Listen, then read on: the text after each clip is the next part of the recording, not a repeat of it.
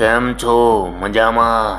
भाई लोग, लखनऊ कोर्ट में हुई गैंगस्टर संजीव जीवा महेश्वरी की हत्या महीनों की साजिश और अपनों की मुखबिरी का नतीजा थी। लखनऊ पुलिस को अब उन दो लोगों की तलाश है जिनकी मुखबिरी के चलते ही शूटर विजय यादव ने संजीव जीवा के पास पहुंचकर गोली मारी, जिनके कहने पर जीवा ने कोर्ट में पेशी के दौरान बुलेट प्रूफ जैकेट नहीं पहनी थी। पुलिस ने संजीव जीवा के साथ दगा करने वाले इन दो लोगों की तलाश शुरू कर दी है। तो आज बात करनी है इन दो दगाबाज की, ये कौन है। वहीं बात करेंगे जीवा की मौत का सौदा कितने करोड़ में हुआ था। रे ममा, बाराबंकी जेल में रहने के दौरान संजीव जीवा की जब भी मुजफ्फरनगर कोर्ट में पेशी हुई तो जीवा पूरी सुरक्षा के साथ बुलेट प्रूफ जैकेट पहनकर पेशी पर पहुंचता है। संजीव जीवा की सुरक्षा में 8 कांस्टेबल, 2 हेड कांस्टेबल, 1 एसआई और 1 इंस्पेक्टर सुरक्षा में लगाए जाते थे। बाराबंकी जेल से लखनऊ जेल ट्रांसफ़र हुआ तो उसकी कोर्ट में पेशी महीने में एक बार होती थी। बीते 4 सालों में संजीव जीवा की लखनऊ कोर्ट में एक ही पैटर्न पर पेशी हो रही थी। महीने में एक बार संजीव जीवा महेश्वरी लखनऊ कोर्ट लाया जाता था, लेकिन बीते 1.5 महीने में यह पेशी का पैटर्न अचानक बदल गया। पहले 2 हफ्ते तक में एक बार बुलाया जाता था, फिर हफ्ते में तीसरे दिन या हफ्ता में 2 बार संजीव जीवा की कोर्ट में पेशी लगने लगी। मई के आखिरी सप्ताह में तो संजीव जीवा की एक सप्ताह में लगातार 3 बार पेशी लगाई गई और उसे जेल से बुलाया गया। जून महीना शुरू हुआ तो संजीव जीवा की 3 पेशी लगी, पहली 2 जून, दूसरी 5 जून और फिर 7 जून, जिस दिन कोर्ट में उसकी हत्या कर दी गई। पुलिस को शक है संजीव जीवा की लगातार हो रही पेशी भी उसकी हत्या की साजिश का हिस्सा थी। पुलिस इस एंगल पर भी तफ्तीश कर रही है कि आखिर संजीव जीवा की कोर्ट में इतनी जल्दी पेशी क्यों लग रही थी। जीवा की तरफ से उसके वकील ने कोई आपत्ति क्यों दर्ज नहीं कराई, या वीडियो कॉन्फ्रेंस के जरिए पेशी की मांग क्यों नहीं की गई। पेशी पर बुलेट प्रूफ जैकेट पहनने वाले संजीव जीवा ने 7 जून को जैकेट क्यों नहीं पहना था, पुलिस को यह बात खटक रही है। संजीव जीवा की पेशी पर उसके इर्द गिर्द रहने वाले एक हितैषी ने नाम न छापने की शर्त पर कबूला कि संजीव जीवा अपनी सुरक्षा को लेकर सतर्क रहता था। आज तक उसने 7 जून से पहले कभी संजीव जीवा को बाराबंकी हो या लखनऊ बिना बुलेट प्रूफ जैकेट के कोर्ट जाते नहीं देखा। बाराबंकी में तो संजीव जीवा के साथ साथ पुलिस वाले भी पेशी के दौरान बुलेट प्रूफ जैकेट पहनते थे, तो फिर 7 जून को जीवा ने जैकेट क्यों नहीं पहनी। पुलिस घटनास्थल पर एक्टिव मोबाइल नंबर और टावर डाटा खंगालने के बाद पुलिस दूसरे राउंड की पूछताछ उन लोगों से शुरू करने जा रही है जो शूटआउट के वक्त संजीव जीवा के साथ मौजूद थे। साथ ही गोमती नगर में अक्टूबर 2015 के उस हत्याकांड के आरोपी से भी पुलिस पूछताछ करेगी, जिसके बयान पर ही संजीव जीवा को इस हत्याकांड की साजिश का आरोपी बनाया गया था, जो 7 जून को कोर्ट में पेशी के लिए पहुंचने वाला था। लेकिन वह संजीव जीवा के कोर्ट में पहुंचने के बाद आया और जब तक वह आया तब तक संजीव जीवा की हत्या हो चुकी थी। पुलिस को शक है कि संजीव जीवा की हत्या के बाद बाराबंकी में करोड़ों की जमीन हत्याने के मामले में ही उसके किसी अपने ने गद्दारी तो नहीं की। वहीं 7 जून को जब संजीव जीवा कोर्ट में पेशी के लिए पहुंचा तो उसके किसी करीबी ने ही गर्मी का हवाला देकर उसे बुलेट प्रूफ जैकेट नहीं पहनने के लिए कहा और जीवा ने 7 जून को पहली बार बुलेट प्रूफ जैकेट नहीं पहना, जिसका फायदा शूटर विजय यादव ने उठाया।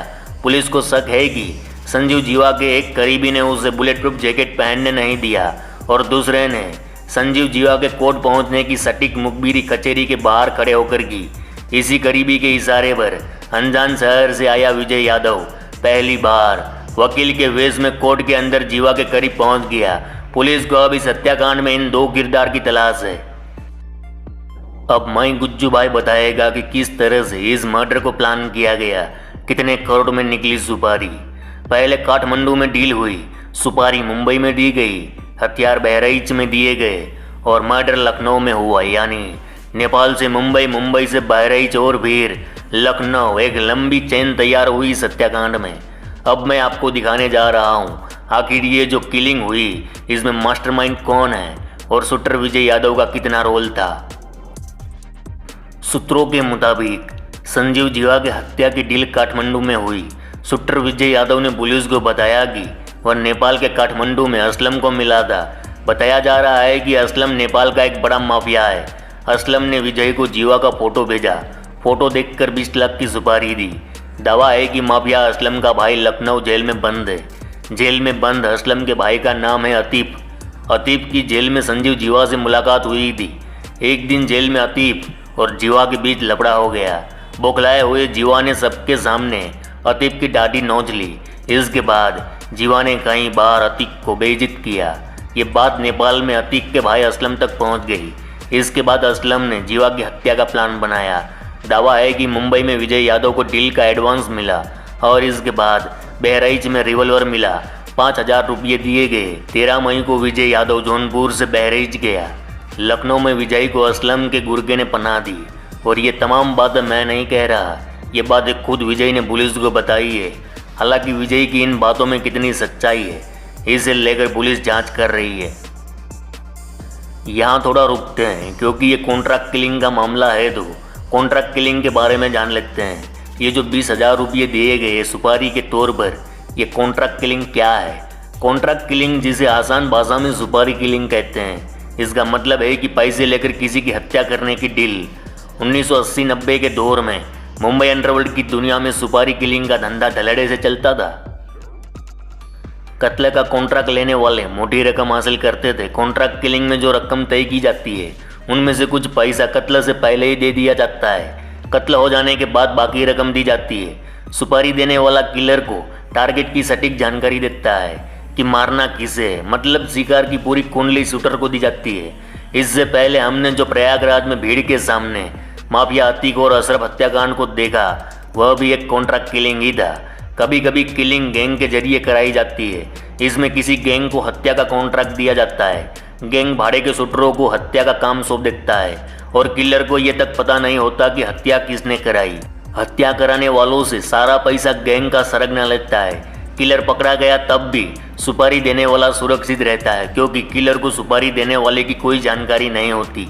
अगर किसी का नाम सामने आया तो सिर्फ गैंग का नाम सामने आता है। सिर्फ भारत ही नहीं, विदेश में भी सुपारी किलिंग होती है। 1989 से 2002 में ऑस्ट्रेलिया में करीब 162 सुपारी किलिंग हुई थी।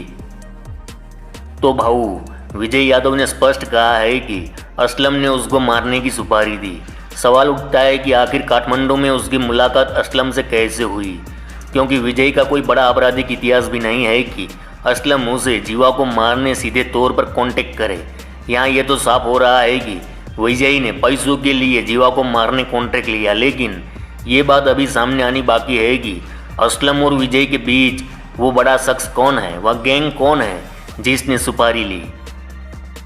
अब से करीब 30-32 साल पहले यानी 1990 के आसपास संजीव जीवा ने जराइम की काली दुनिया में कदम रखा था। संजीव जीवा ही पश्चिमी उत्तर प्रदेश का वहाँ खौफनाक बदमाश कहलाया माना जाता था, जिसकी गैंग में शामिल गैंग मेंबरों को कभी पुलिस ने AK-47 जैसे घातक ऑटोमेटिक हथियार और उसके 1300 कारतूसों की बड़ी खेप के साथ गिरफ्तार किया था। उस गैंग मेंबर का नाम था अनिल। यूपी पुलिस के ही एक एनकाउंटर स्पेशलिस्ट की माने तो किसी जमाने में यही संजीव जीवा पेट पालने के लिए एक दवाखाना में कंपाउंडर हुआ करता था। यूपी के मुजफ्फरनगर का रहने वाला संजीव माहेश्वरी उर्फ संजीव जीवा शामली के शंकर दवाखाना में महज 3,000 महीने की पगार में नौकरी करता था। लिहाजा कोड़ियों की नौकरी और सुबह से शाम तक के हाड़ तोड़ मेहनत से मुंह चुरा कर रातों रात धनासेठ बनने की ललक में एक दिन इसी संजीव जीवा ने अपने उसी दवाखाना मालिक को ही अपहरण कर डाला, जिसकी 3,000 रुपये की पगार पर संजीव जीवा का अपना परिवार पलता था। दवा संचालक के अपहरण के बाद जब जीवा का दिल खुल गया तो उसने 1990 के ही दशक के शुरुआती दिनों में कलकत्ता के कारोबारी के बेटे का अपहरण कर लिया। अपहरण कर बदले में 2 करोड़ की फिरौती मांगी। उस जमाने में 2 करोड़ की फिरौती की खबर ने दिल्ली सहित देश के बाकी तमाम राज्यों की पुलिस की सांस भी फुला दी थी। उस अपहरण कांड की चर्चा ने रातों रात संजीव जीवा को कई राज्यों की पुलिस की नजरों में ला दिया।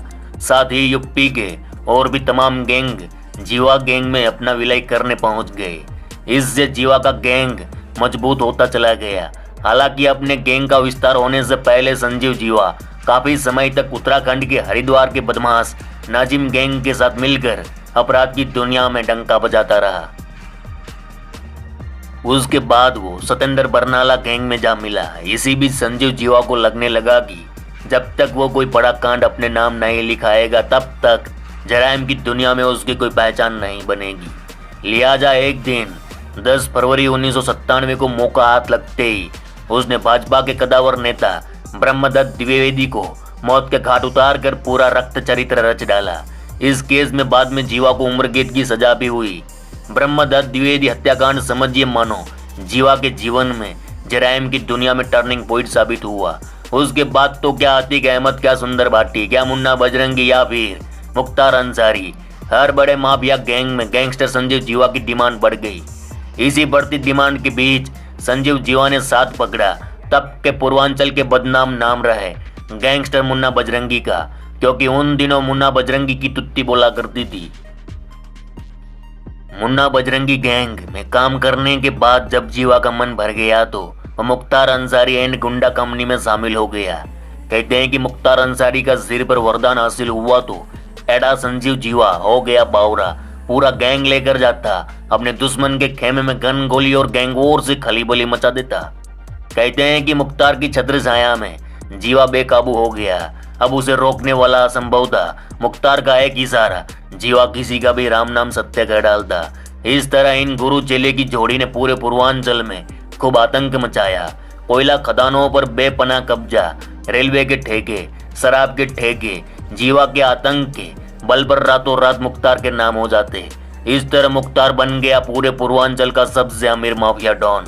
यूपी पुलिस सूत्रों की माने तो संजीव जीवा के ऊपर 22 मुकदमे दर्ज थे, जिनमें 17 से 18 में वह बरी हो चुका था। वहीं संजय जीवा ने साल 2017 में बड़े बिजनेसमैन अमित दीक्षित उर्फ गोल्डी हत्याकांड को अंजाम दिया था।